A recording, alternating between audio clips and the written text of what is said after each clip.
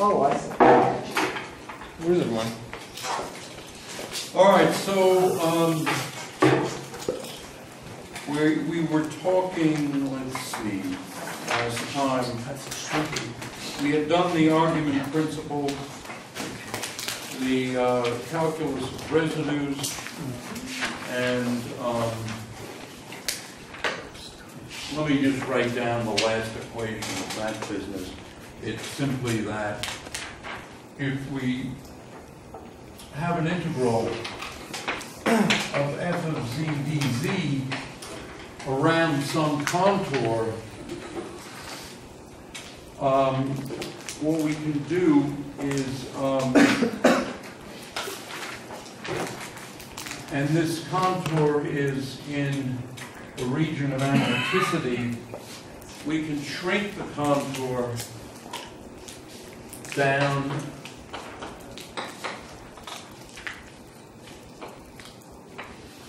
so that it, we just basically deform the contour until it just turns into integrals around these points, and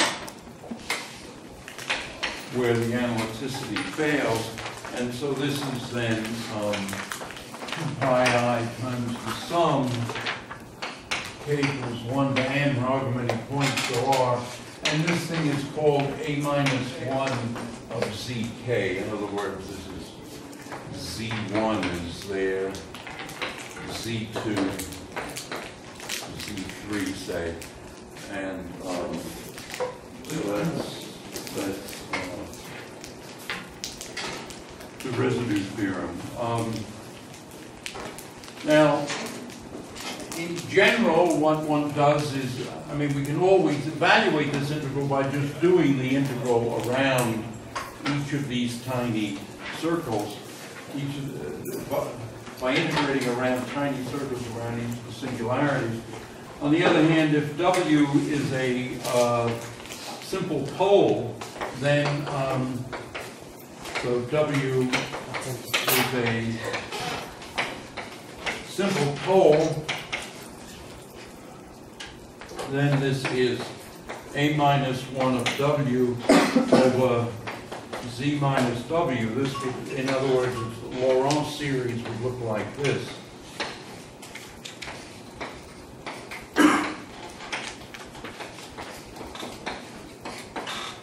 And then you can basically find the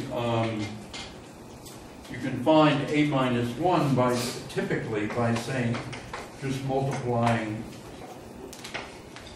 I'm having trouble writing that W. You take the limit of Z minus W, f of W, as Z goes to W, then all of these terms vanish and we just get a minus 1 of W like that. So in other words, you can sometimes find the residue without actually doing the integral. But if you do the integral, then it's 1 over 2 pi I, integral around the circle of f of z dz, where you just go around the circle W. So in other words, z is essentially W plus epsilon e to the I theta, where epsilon is some small number,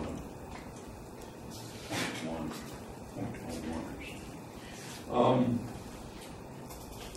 Cauchy's integral formula is an example of all of this. So we can say that the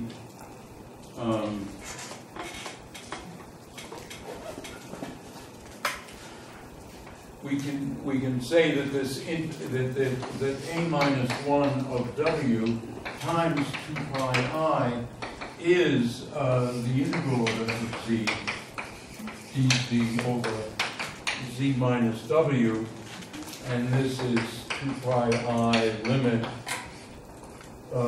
z goes to W of f of z over z minus W, and this is then 2 pi I f of w. And so this is another example of Cauchy's integral formula. In other words, comparing this with that. Oh, I left out a z minus w here. No wonder that looked strange. So it's the limit of z minus w f of z over z minus w, and that's just the limit of f of z, which is f of w. Okay, so much of that. So much for that. An example, we can take a meromorphic function like f of z. So, or maybe I should, instead of using this overly fancy term meromorphic, we can just say if f of z is a function with isolated singularities, or just isolated poles, then as an example, 1 over z minus 1, z minus 2 squared. We could take a contour to be 4 EPI theta, and what we have then would be the integral of f of z dz would be 2 pi I times a minus 1 of 1 plus a minus 1 of 2. So it would be the residue around 1 and the residue around 2, because these are the two isolated singularities. And on the other hand, we could compute a minus 1 of 1 just by taking the limit of a z minus 1 f of z as z goes to 1. And well, that's pretty simple because the z minus 1, of course, cancels. And so this is just the limit of 1 over z minus 2 squared as z goes to 1. Well, that's just 1 over minus 1 squared. That's just 1. And similarly, well, not quite similarly, you get a minus 1. Well, another way of doing it is the longer way to say a minus 1 of 1 is 1 over 2 pi I integral dz over z minus 1, z minus 2 squared. And this integral just evaluates this at 1, which gives us 1 over, again, minus 1 squared, which again is 1. So this is a somewhat more cumbersome way of doing the same thing. To find a minus 1 of 2, it's here. It probably is best to integrate. We get dz over z minus 2 squared z minus 1. And we're integrating around 2. Now we use Cauchy's integral formula to say that this is just d by dz of 1 over z minus 1, this thing, evaluated at z equal to 2. And so differentiating, we get minus 1, 1 over z minus 1 squared at z equal 2, and this gives us minus 1.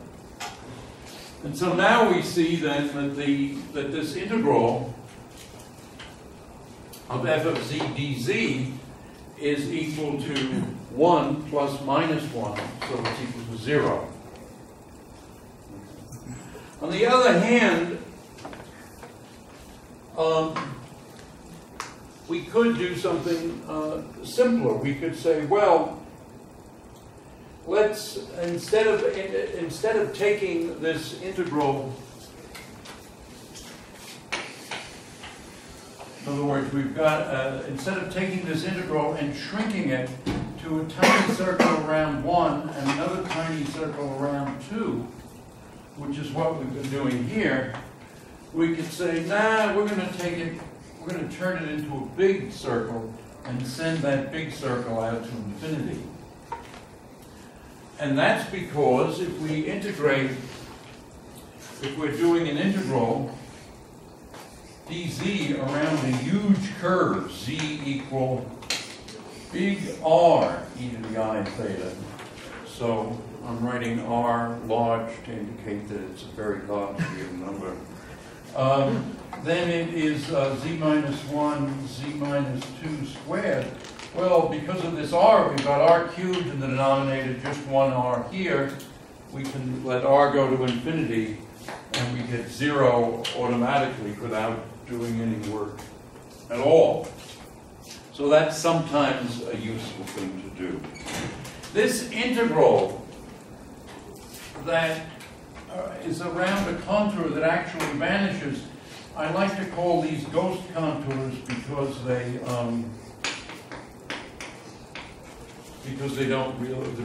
have 0 value. Okay. So in other words, we just get sort of an appearance, but there's nothing there, which is kind of what a ghost is. Yeah. What does it mean to have no residue around your poles? You mean if the residue vanishes? Yeah. Well, it could vanish if there were no singularity there. But if you have a pole, I would think you typically get have to have some. You typically get a non-zero residue. Anything else?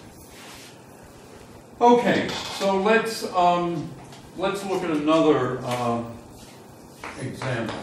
Here's an integral minus infinity to plus infinity dx over x minus I, x minus 2I, x minus 3I. And what can we do? Well, the original integral goes like this, along the x-axis. We can add a contour like that at a huge radius and let that radius go to infinity. Well, once again, it would be like this. It would be R over R cubed, so it would go to 0 as R goes to infinity as 1 over R squared, in fact. So we can say that this is a ghost contour. So we've added the two together, and the integral around the contour is 0, and so what is the total integral? Well, the total integral would be what we get from these three poles here. On the other hand, there's an easier way to do this. The easier way to do this is to not use this ghost contour, but to pick a different ghost contour. That one. Now this ghost contour is also 0. The integral around this is also 0 if the radius r is sufficiently, as you let the radius r go to infinity. But whereas with this ghost contour, we have to pick up these three poles, or no poles in the lower half plane, so we get that this integral is 0. So sometimes you can do an integral without doing any work. Yes. If in this particular case the integral was 0, but suppose you wanted to apply this sort of analysis to something that you were to get a finite answer for, here you'd have to be careful because now it looks like you'd be integrating in a clockwise direction instead of a counterclockwise direction. Oh, well, so yeah, that's just a minus sign. Okay, I was making sure that I understood it. Yeah. Is what I'm getting at. So. Yeah, whenever you have a closed contour of an analytic function, if there are no singularities inside, then you're going to get 0. Yeah.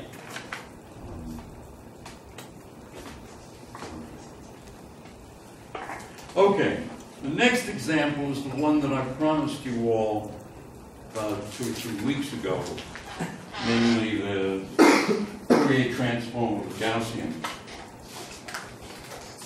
And so let's consider the integral of e to the minus m squared z squared, and we're going to do a contour like this. We go from, originally we go from minus r to plus r, And then we would go up to r plus I epsilon, and then back here to minus r plus I epsilon, and then back down to minus r, and then across. So this is a closed contour. The function is entire. In other words, it's analytic everywhere. And so we have 0 is the integral dz of e to the minus m z squared. But now we can evaluate this this integral by separating it into the four sides. Namely, there's the integral minus r to r, and this one I wrote it as dz e to the minus, well, all right, I'll just follow what it is in the book, m squared z squared. And then we have plus integral r plus I epsilon, e to the minus m squared z squared dz. And then we have the integral from r plus I see, I used c rather than epsilon. All right, so let's call it c.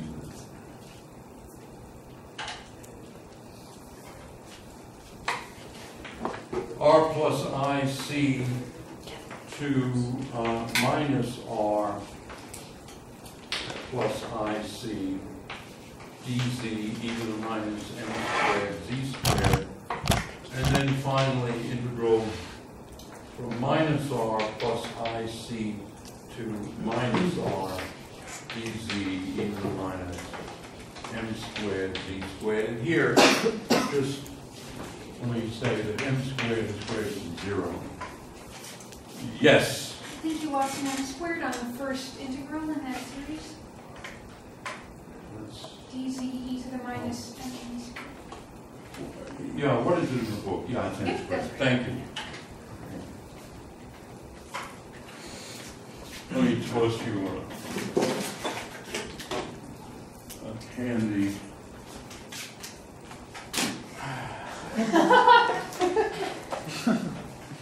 You made a basket. Oh, terrific. I wish I could take credit for that, but I can't. All right. Anyway, so m squared is positive. If we look at this one, we've got e to the minus m squared z squared. Where is z? Well, z is some huge positive number plus some plus I something, where there's something in between 0 and c.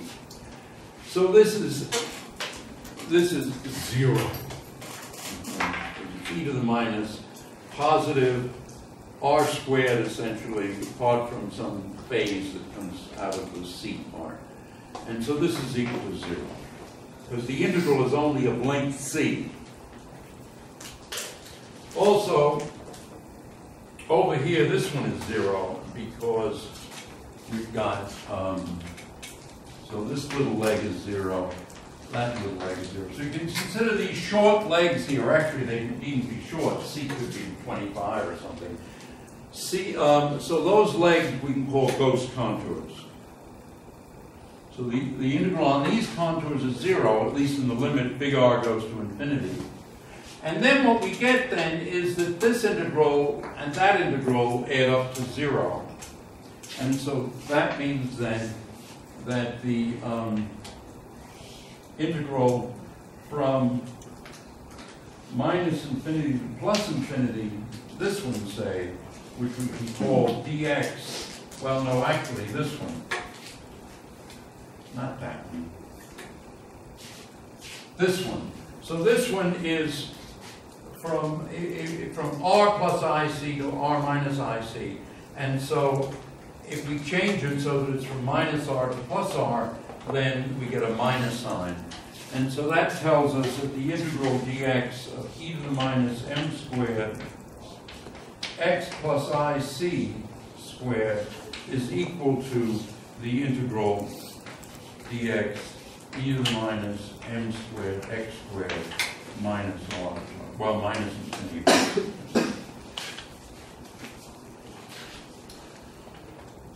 Okay, so again, this guy's 0, that guy's 0. The sum of the 4 is 0. So this one plus that one is 0. This one is minus this one, so we get equality of, well, no, this one is minus that one, and so we have this equality. And so what this means then is if you have something that's an integral like this, you can displace x by an imaginary number, and the integral's the same. And that's the result that we needed to do the Fourier transform of Gaussian, which in fact is a Gaussian. In particular, this integral from minus infinity to plus infinity is just square root of pi over m. Okay. Questions? All right. So most of the rest of the class today, I'm going to be doing one example after another of ghost contours. I think we're both going to be sick of ghost contours by the end of the hour. But it's better for something to be boring than to be mysterious. All right, so suppose we have integral 0 to infinity cosine x over p squared plus x squared dx. All right. And what's actually true in applying in doing these complex integrals is that there are an infinite number of possible integrals. Each integral requires typically a trick to make it really easy. And these tricks fall into categories, but there's an infinite number of categories. So what I'm trying to give you today is some of the main categories of tricks. Okay. This trick is where the integrand is even, and so you see it's hard to do a ghost contour if you're just going from 0 to infinity. So, but on the other hand, this thing is infinite, and so we can write it as a half. Not infinite, it's even. So we can go minus infinity plus infinity cosine x p squared plus x squared dx. It's an even function of x. And now the next, so that's one very common trick. Another trick is you take the cosine and you rewrite it as in terms of exponentials. And so this becomes a quarter integral minus infinity plus infinity e to the I x, and then x minus iq x plus iq dx. So that's the first term of the cosine. The second term is a quarter integral minus infinity plus infinity e to the minus ix, again over x minus iq x plus iq dx. Okay. And now you promote x to a complex variable and figure out how to do this. And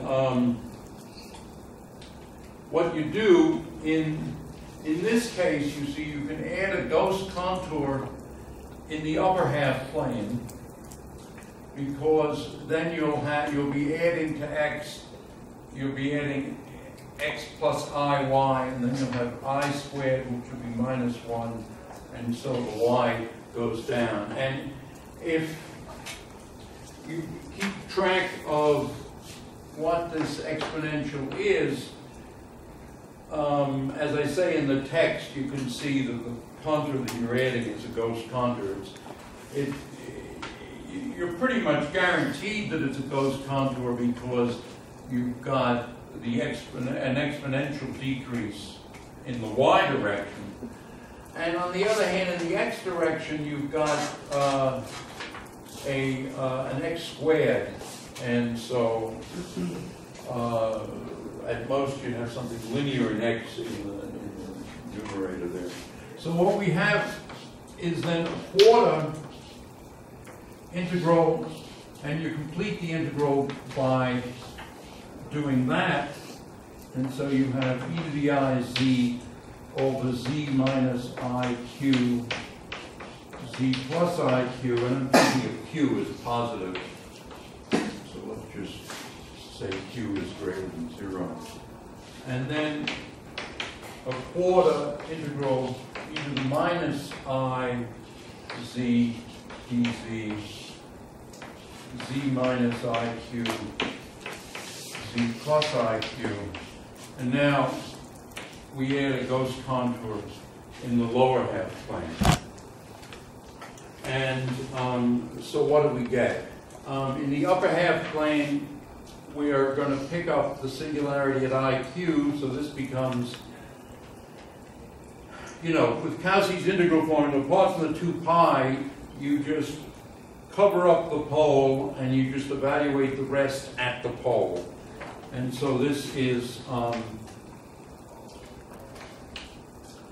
I pi over 2, and then it's, you let z be iq, and so this is e to the minus q, and this one then is 2iq. And then the other one, it's going the wrong way, it's going clockwise, so you get an overall minus sign. But on the other hand, the pole is at z equals minus iq, so you get minus 2iq. So the minus signs cancel, and you get, again, plus e to the minus q over 2iq. And altogether this is pi e to the minus q over 2q. Okay, so that's what that integral is. Any questions? Let me get a shot of coffee.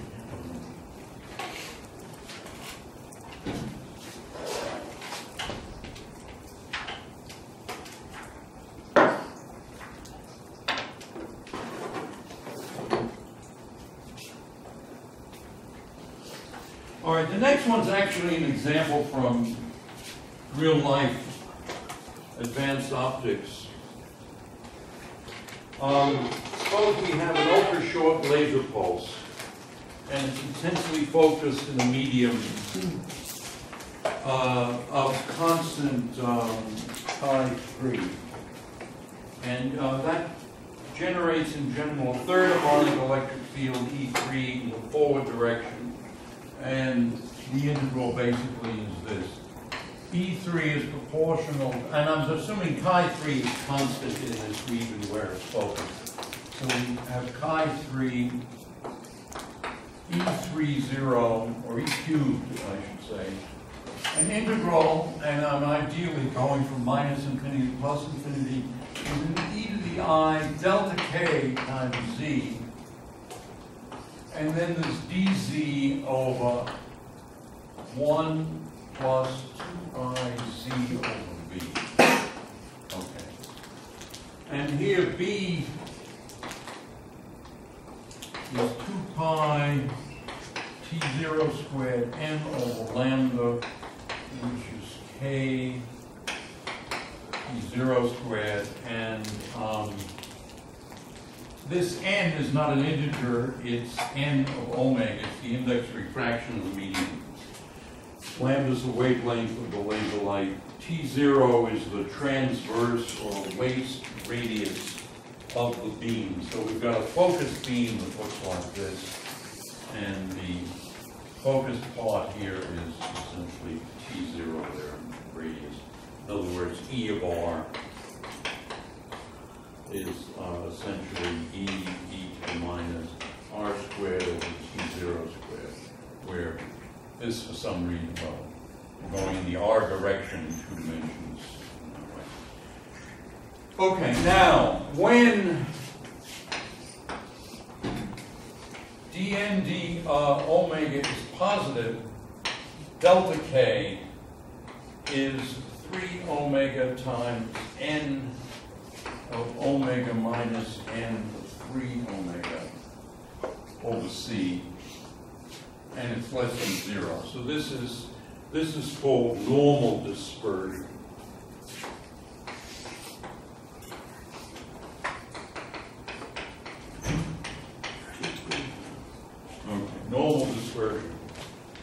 delta k is negative, and e to the I, delta k z, delta k is real and negative, so this is e to the I delta k, z is x plus I y, and so you see that this is e to the I delta k x, e to the minus delta k y. Those are the two i's.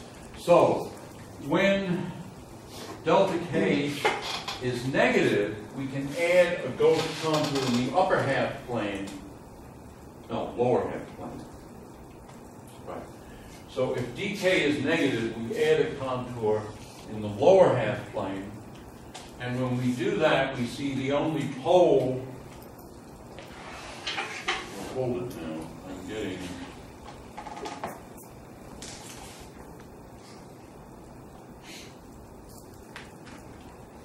somehow when I look at this, it doesn't seem to be quite right. You add it on the lower half plane.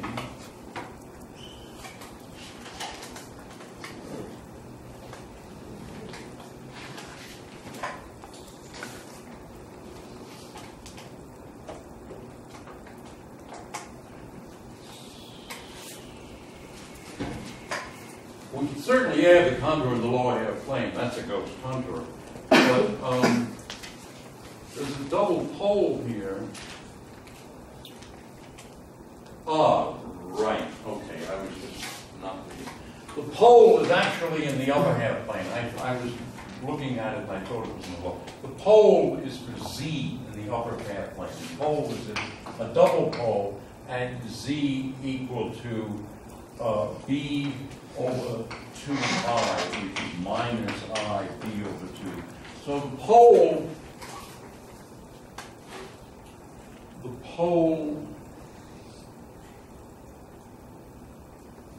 minus. So the pole is in the upper half plane. So if we add the contour in the lower half plane, we get 0. So 0 if delta k is negative. Okay. So for normal dispersion, the signal is 0. That is to say, the third harmonic is 0, you don't see anything. On the other hand, suppose there's something going on here. If there's something going on here, an edge or some feature, it could flip delta k to be positive, and you'd see it. So the point here is that you're looking, the point here is that with this third harmonic microscopy, you only see irregularities.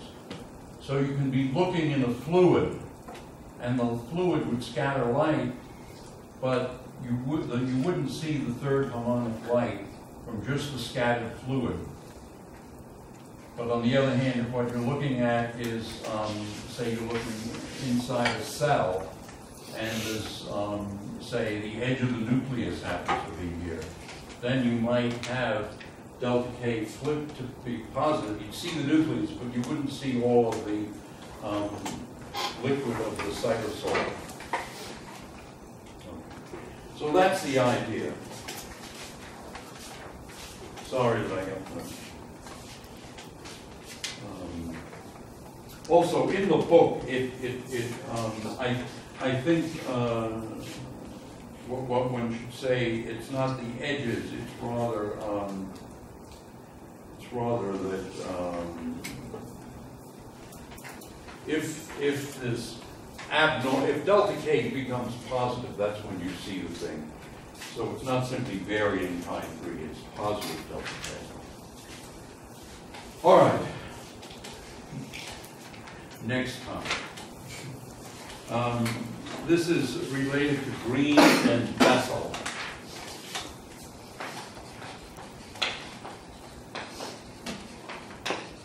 So Green is Green's function person, and Bessel is a cylindrical waveguide person.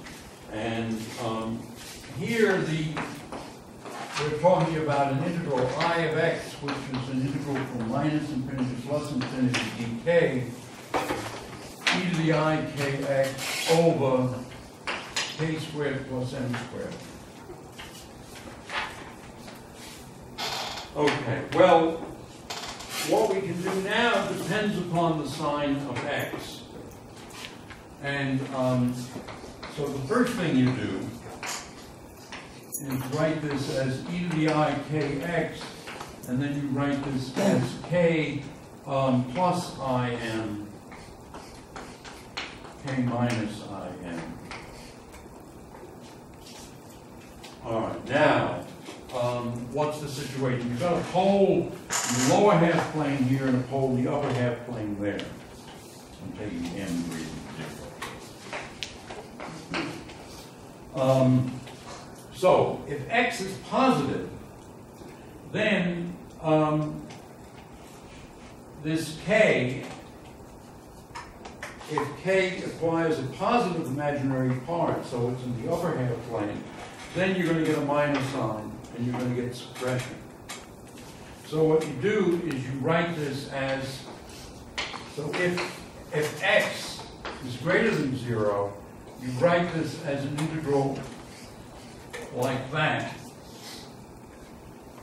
and you have dk e to the I k x, and now you're picking up the pole, this pole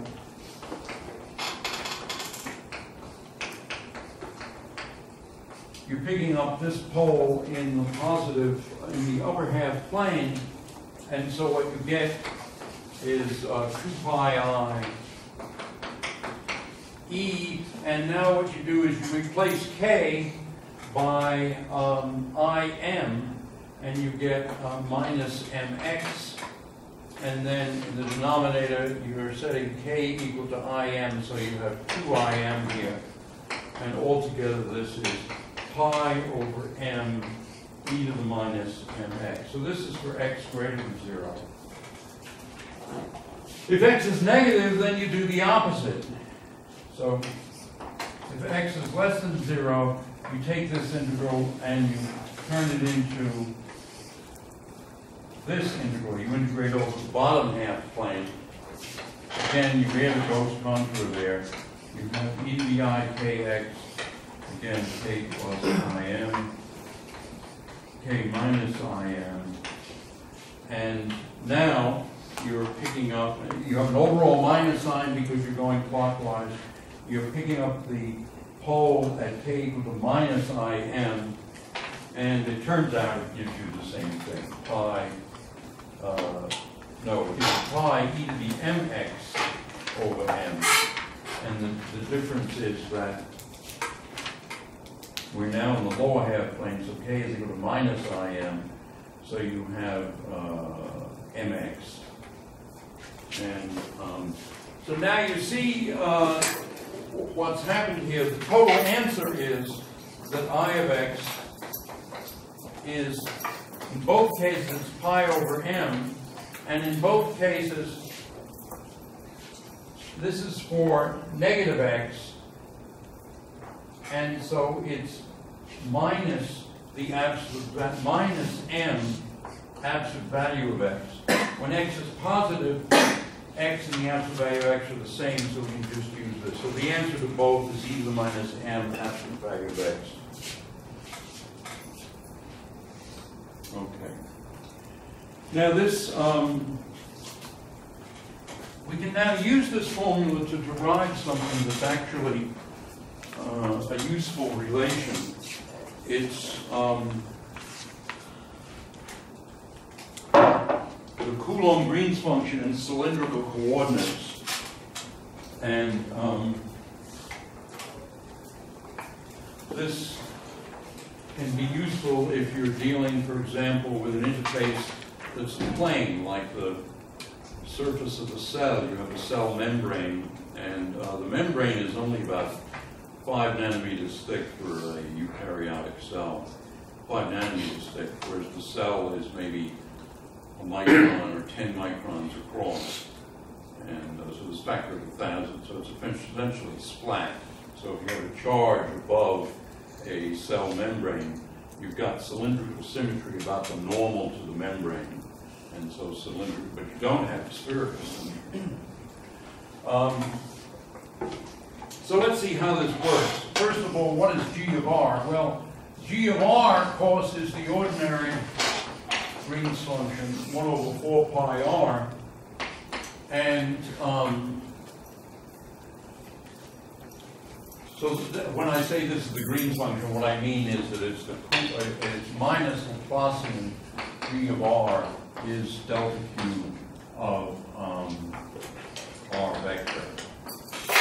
So this is R vector, this is the length of R vector, and that's how that works. Okay, so this thing we can rewrite, the Green's function is the square root of rho squared plus z squared. So I switch now to cylindrical coordinates. And because this is an integral d cubed k over 2 pi cubed, k vector squared e to the I k vector dot x or r, I guess I should call it r.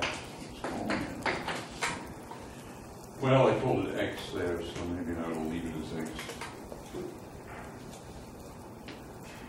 All right, let me call it x. Anyway,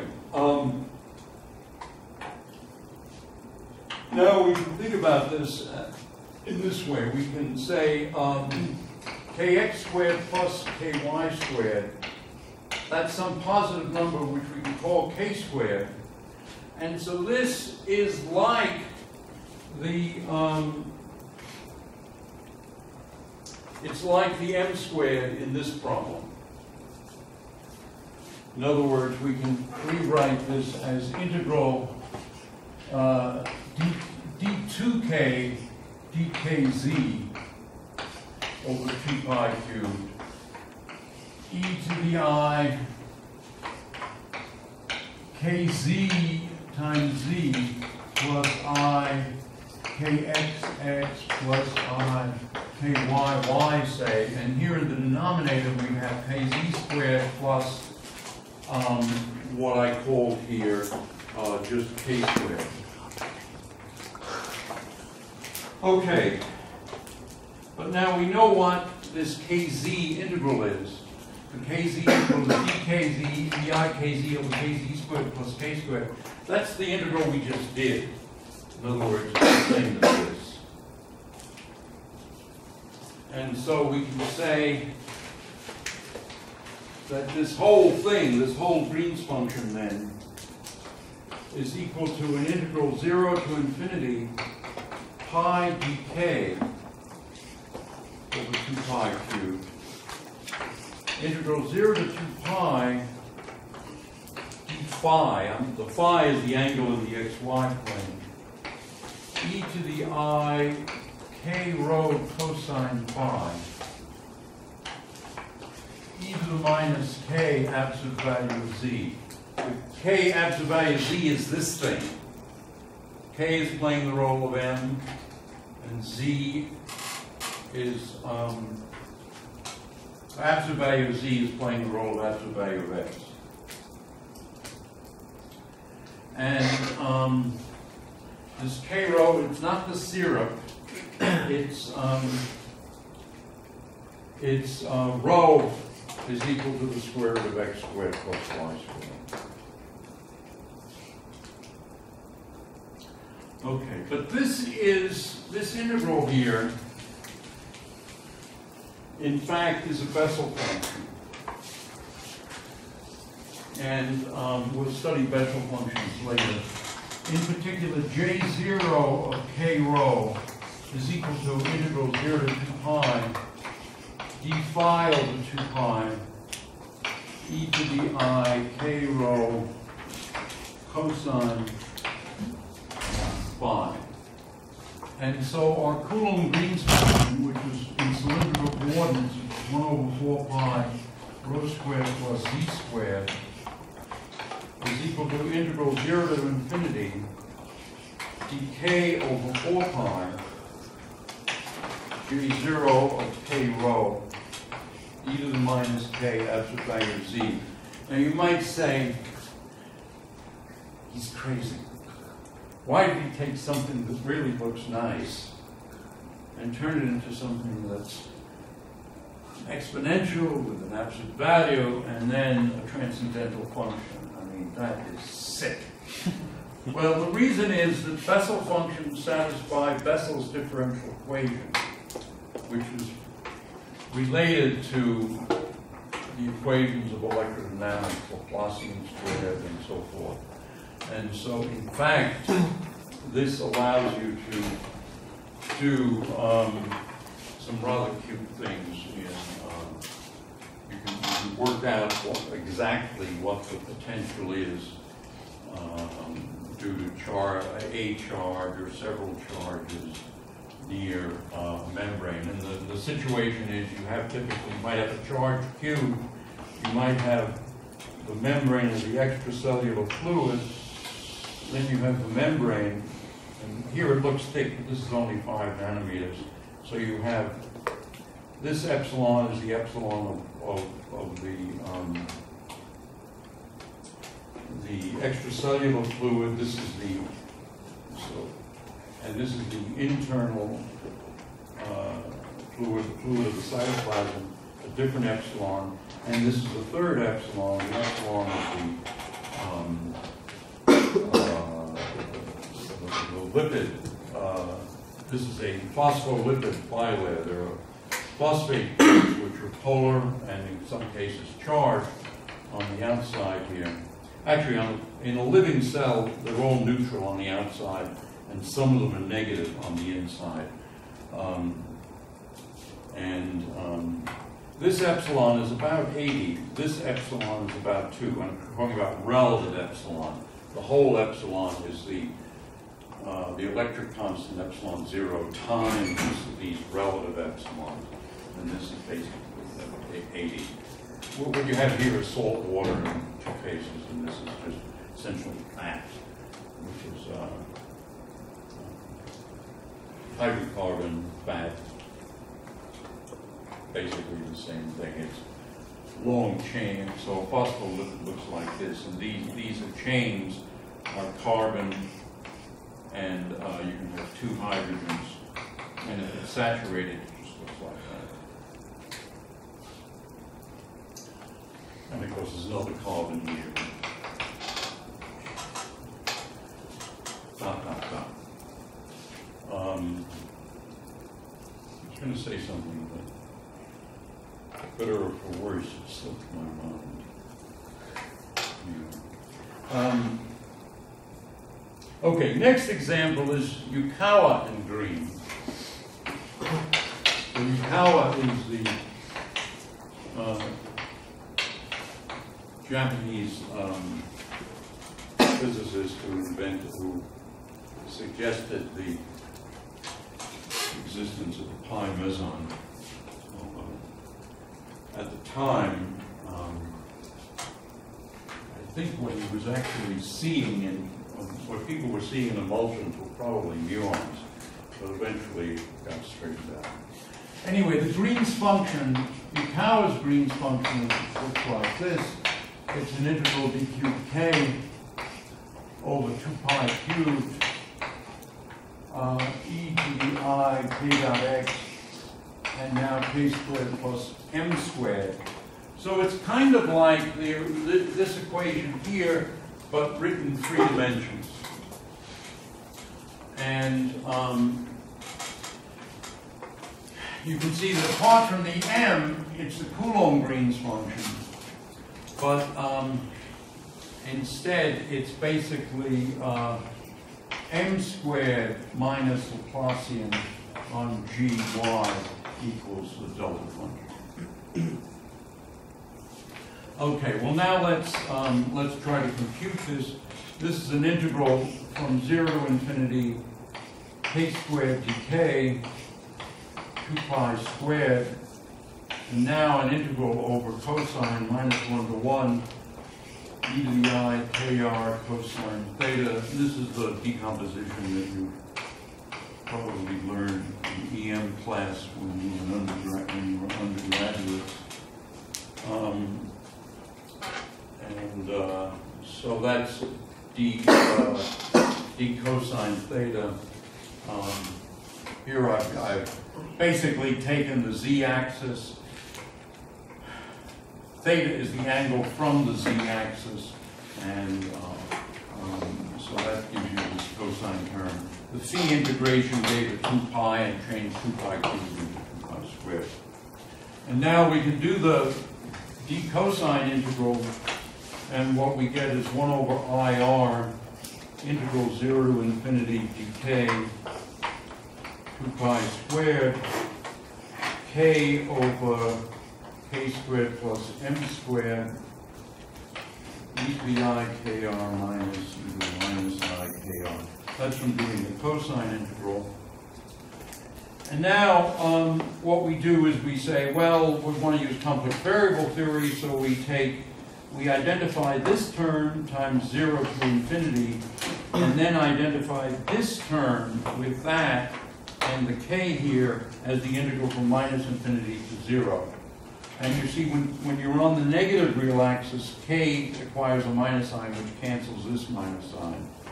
And so altogether, this is 1 over IR, integral minus infinity plus infinity dk over 2 pi squared k squared plus m squared k and an e to the I k on. Okay, so that's our integral. R is certainly positive, so we want to add a Gaussian contour in the upper half plane. So we make this an integral by doing that. And of course, we also factor k squared plus m squared into k plus im, k minus im, like that.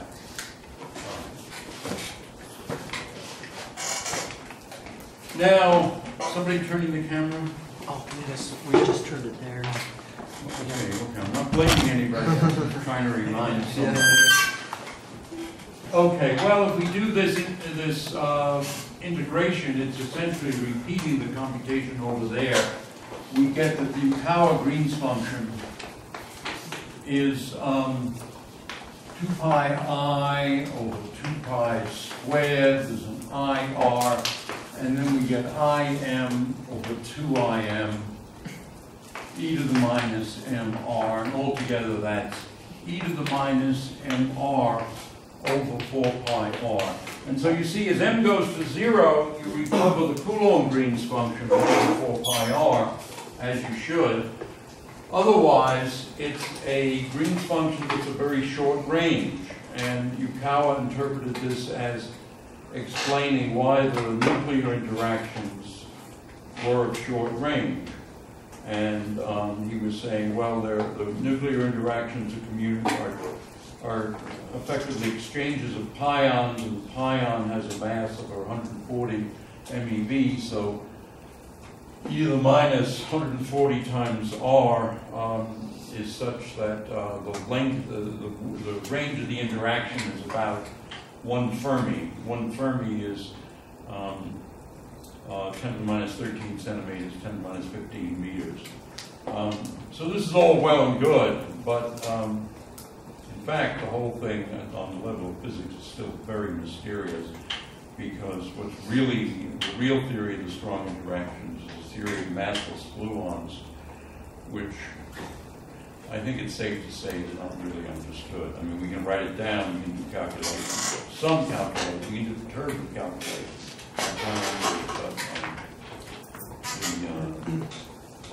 Why the gluon is confined, why the quarks are confined, and it's confinement of the quarks and gluons that makes the thing of short range. Yes? Why isn't that negative? Shouldn't it be negative? Why is what negative? Your answer there. Shouldn't, like, you said that you get the Coulomb potential when it goes to 0, right? But isn't the Coulomb potential the time to be negative Well, I mean, what I'm writing down is the Green's function. Okay. The Green's function is something such that if you hit the Green's function with the differential operator, you get a delta function. It's something we talk about in the Fourier transform chapter. And we'll talk about it again in the differential equation chapter. I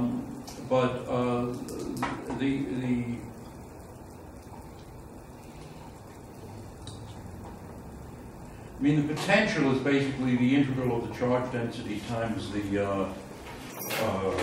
Green's function, and then if the charge density is positive, then that integral is positive. And if you want an attractive negative energy, you then multiply that potential by a negative charge of the other thing, and that's where you get a negative energy. Yeah, this is going to cause a serious accident. Sorry. All right, next topic. Suppose we go back to the Coulomb-Green's function, but now we do it in n dimensions. And so this is the n-dimensional delta function. Triangle here is the same thing as grad squared, which is divergence of grad and so forth. And this is something that's very easy in rectangular coordinates and kind of confusing in spherical coordinates. But I hope we can clear that up in the next chapter. Anyway, we know that this thing is of the following form. It's going to be dnk in n dimensions over k squared 2 pi to the n e to the I k dot x, where this is k dot x in n dimensions. The reason why this is true is that if you hit this Green's function with minus Laplacian, the derivatives pull down ik twice. Ik squared is minus k squared. The k squared cancels, and what you're left is an n-dimensional delta function. So that's how this works. There's a cute trick that people sometimes use. 1 over k squared is integral 0 to infinity e to the minus lambda k squared dk. No, lambda. Sorry. D lambda. And if we do that, then we can rewrite this as an integral e to the minus lambda k squared plus I k dot x d lambda dnk 2 pi to the n. So we converted everything into an integral of an exponential, and exponentials are simple things to deal with. The price is that we've added in an extra integral. So now we complete the square up here, and we write minus lambda k squared plus I k dot x as minus lambda k minus I x over 2 lambda squared minus x squared over 4 lambda. So this is just high school algebra working out that, completing the square, but it's extremely useful. It occurs over and over again in physics, at least mathematical physics, the completing the square in an exponential. You've got to just learn how to do it. And the way you do it, basically, is you write the thing with this being something you have to figure out, okay? And you put a square there. The coefficient here is such that you're going to get a k squared term, and this makes sure you get this term right. Then you look at the cross term linear in k, and you see the 2 cancels, you have a minus I, so on and so forth. You make sure the cross term is such that you get this term right. Once you've done that, you've got one thing left over, namely this term squared, and so you cancel it. And that's how you do it in general. All right, well, it's getting late, and I want to sort of basically finish this thing. So the next thing we do, completing the square, I'll go up again. What we have is integral 0 to infinity d lambda integral d nk 2 pi to the n e to the minus x squared over 4 lambda. That's this canceling term. And it turns out the canceling term is usually most of the answer. E to the minus lambda k minus I x over 2 lambda squared. And now we do the thing we just learned, namely that you can displace an integral. You can displace k in such a way by just moving it up into the complex plane by ix over 2 lambda, and you cancel this term. And so at that point, what you have is integral 0 to infinity d lambda, integral dnk over 2 pi to the n, e to the minus x squared over 4 lambda, e to the minus lambda k squared. Okay, well then you make a change of variables. You set lambda equal to, where you set alpha equal to x squared over 4 lambda, and you turn the crank a few times, and you get, I'm going to skip a step, you get x squared raised to the power 1 minus n over 2 divided by 4 pi to the n over 2 integral 0 to infinity e to the minus alpha to the n over 2 minus 2 d alpha. This turns out to be a gamma function, and the whole thing is gamma n over 2 minus 1 over 4 pi to the n over 2 x squared to the n over 2 minus 1. Okay. And this, if you, well, gamma of 1/2 is square root of pi. And so for n equals 3, you get 1 over 4 pi absolute value of x, which is the Coulomb-Green's function in normal electrodynamics. If you go to n equals 4 dimensions, you have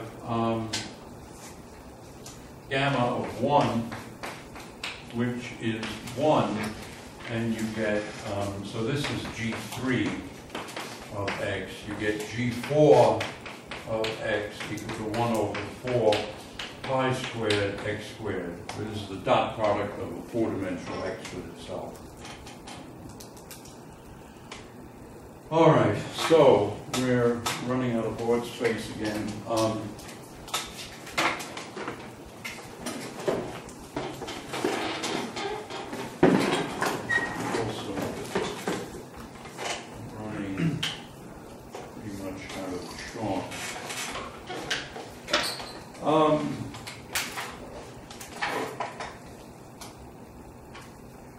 All right, the next one is a related one. It's the Yukawa-Green's function, but in n dimensions. And so now we have g of x is integral e to the I k dot x over k squared plus m squared dnk over 2 pi to the n. So this is, we did the case n equals 3, now we're doing the case arbitrary n. We once again use this trick of 1 over k squared, and we write this, we write 1 over k squared plus m squared as an integral over lambda. So now it's e to the minus lambda k squared plus m squared plus I k dot x d lambda dnk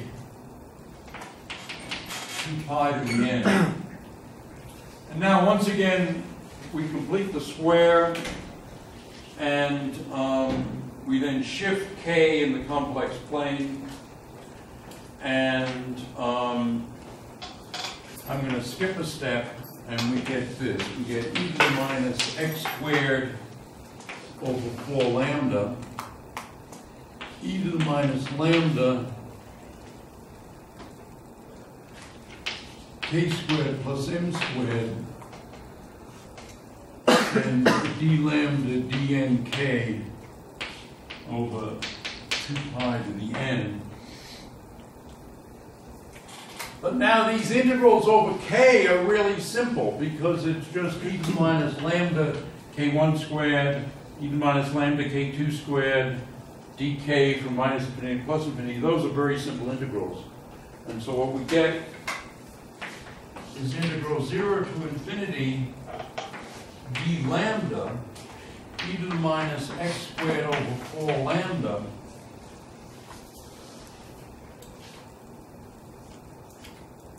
minus lambda m squared, which is left over from doing the k integration. And then after doing the k integration, what we get is 4 pi lambda to the n over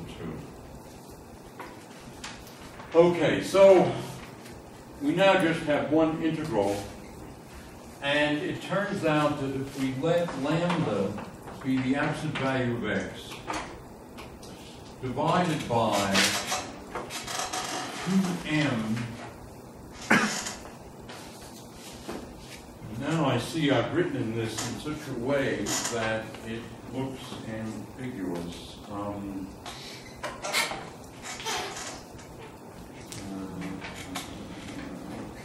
You've got, what I'm worried about is where this alpha goes.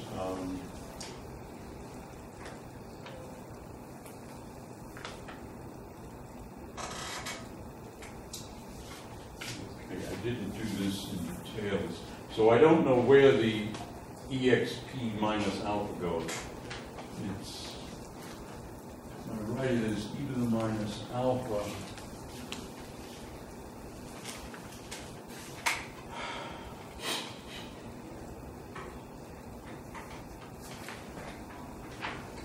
All right, let me just say that the correct substitution is e to the plus or minus alpha, and I think I have to make it clearer which one it was.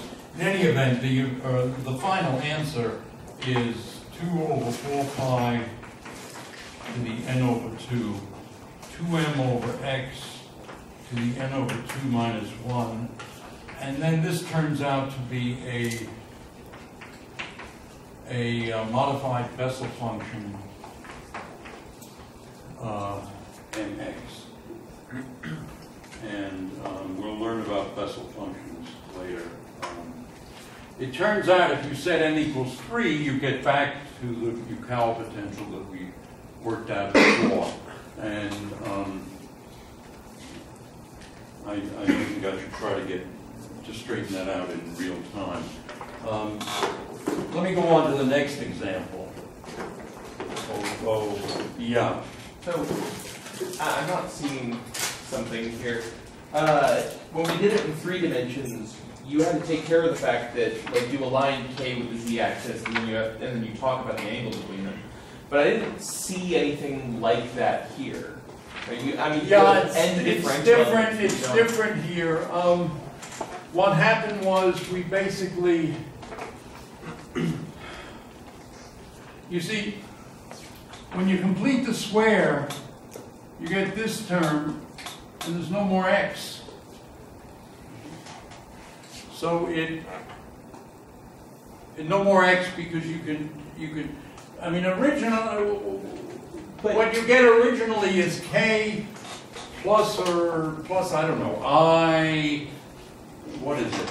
Plus I minus ix over 2 lambda. Square root of lambda or something. Or plus I lambda probably x, something like that. And you then times x, and you then just shift k in the complex planes for each of the k integrals, k1, k2, k3. You do what we did over there with the Gaussian. So how come we didn't do that there? Well, we could have, but notice this is a rather complicated change of variables. So, Okay, I'll think about it. yeah, and I'll put an erratum on the list of errors because I think we can't have this thing be ambiguous. Okay, let's see if I can do this last example. Well, it's not the last example, but it's another example really quickly. Is there some board available? I can try the lousy board.